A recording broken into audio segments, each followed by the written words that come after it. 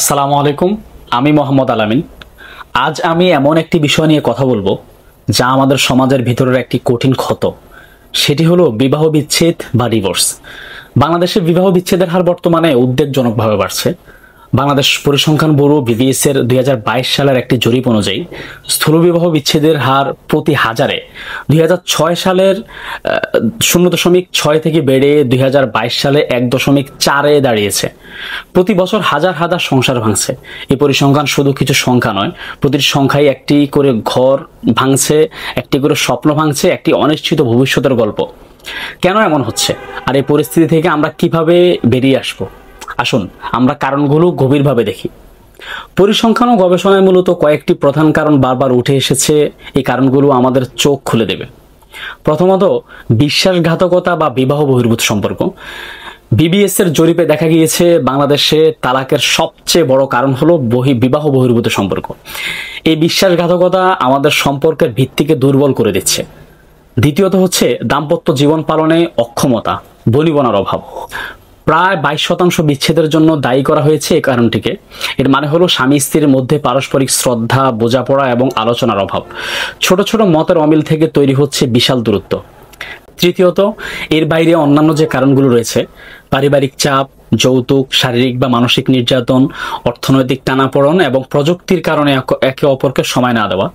21শ শতাব্দীতে এসে নারীরা অর্থনৈতিকভাবে স্বাধীন হচ্ছেন এবং নিপীড়ন মেনে না নিয়ে সাহস করে না বলতে পারছেন। এটাও একটি কারণ যা বিচ্ছেদের সংখ্যা বৃদ্ধিতে ভূমিকা রাখছে। একটা বিষয় মনে রাখবেন, যখন একটি বিয়ে ভাঙে তখন কেবল দুটি মানুষ আলাদা হয় না, এর সঙ্গে জড়িয়ে থাকা পরিবার ও সমাজের উপরও এর প্রভাব পড়ে। ইতিবাচক ও নেতিবাচক দিক। আলো ও অন্ধকার প্রতিটি ঘটনারই দুটি দিক রয়েছে, বিচ্ছেদের ক্ষেত্রেও তাই। নেতিবাচক দিক, সন্তানের উপর প্রভাব। এটি সবচেয়ে ভয়ঙ্কর। শিশুরা বাবা মায়ের ভালোবাসা ও স্বাভাবিক সঙ্গ থেকে বঞ্চিত হয়। তারা মনস্তাত্ত্বিক চাপ, আইডেন্টিটি ক্রাইসিস এবং অনিশ্চয়তায় ভোগে। মনোবিজ্ঞানীরা বলেন এটি তাদের স্বাভাবিক মানসিক বৃদ্ধিকে বাধাগ্রস্ত করে। মানসিক ও সামাজিক চাপ। তালাকপ্রাপ্ত ব্যক্তি, বিশেষ করে নারীরা, সমাজে অনেক সময় অবজ্ঞা ও হয়রানির শিকার হন। হতাশা ও নিরাপত্তাহীনতা তাদের জীবনকে কঠিন করে তোলে। ইতিবাচক দিক, নিরাপত্তা ও মুক্তি। একটি বিষাক্ত, সহিংস বা অসম্মানজনক সম্পর্ক থেকে বেরিয়ে আসা মানে হলো মানসিক ও শারীরিক নির্যাতন থেকে মুক্তি পাওয়া। এটি নিজের সম্মান এবং জীবনের নিরাপত্তা নিশ্চিত করে। নতুন সুযোগ। বিচ্ছেদের পর অনেক নতুন করে জীবন শুরু করে, নিজের স্বপ্ন পূরণের এবং আরো ভালো মানুষ খুঁজে নেওয়ার সুযোগ পান। এটি হতাশা নয়, বরং একটি নতুন সুস্থ জীবনের দিকে এগিয়ে যাওয়ার সিদ্ধান্ত হতে পারে। সামনের প্রজন্মের জন্য যে বার্তা ও করণীয়। আজকের এই বেড়ে চলা বিচ্ছেদের হার আমাদের সামনের প্রজন্মের জন্য কি বার্তা দিচ্ছে? আমরা যদি এখন সচেতন না হই, তাহলে আগামী প্রজন্মের কাছে সম্পর্ক হবে ক্ষণস্থায়ী, দায়বদ্ধতাহীন এক চুক্তি।